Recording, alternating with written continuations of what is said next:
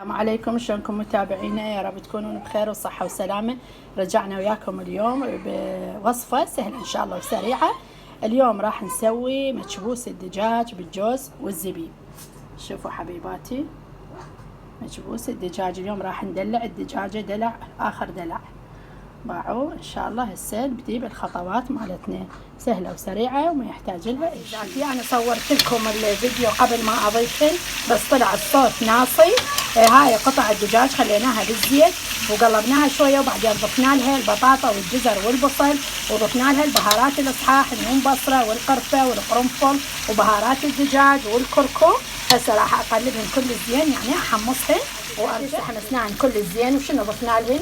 ضفنا الملح وضفنا شويه سماق وضفنا خاشوقه معجون وقلبناهن كل زين عيني ويا البهارات حتى ياخذن طعم البهارات.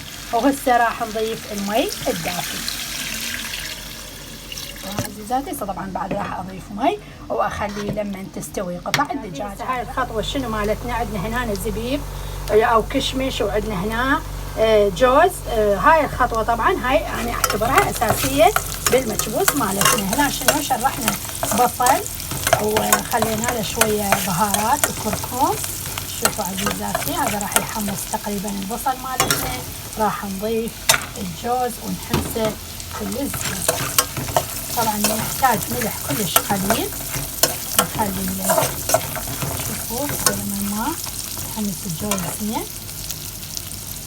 شوية فشطلة ملح بسيطة نحبه تكون ريحة لا. شوفوا عزيزاتي، هسه نحمسه وبعدين ننزل الزبيب أو الكشمش. بعدين ننتفخ حتى الكشمش ينتفخ من الحميص أو من قلب الزيت، نعرفه إنه شنو هو آخر شي. ضفنا النوم بصرة المطحون وقلبناهن كل زين لما ما انتفخ عندنا الزبيب وحمص الجوز. هسه هذا راح نخليهن على جنب. بعد ما استوى عندنا الدجاج احنا طلعناه. اكو يخلوه يعيفوه بالمرقه ويضيفون التمن عليه، بس انا طلعته حتى احمصه. وهذا عندنا التمن مالتنا المنقع ضفناه. وبعد شنو راح نضيف؟ هاي خطوه اختياريه، انا حامسه هنا شعريه راح اضيفها على التمن واحرك التمن بعد ما يحتاج لاي شيء. زين حبيباتي، واخليه لما يفور ويتهدر.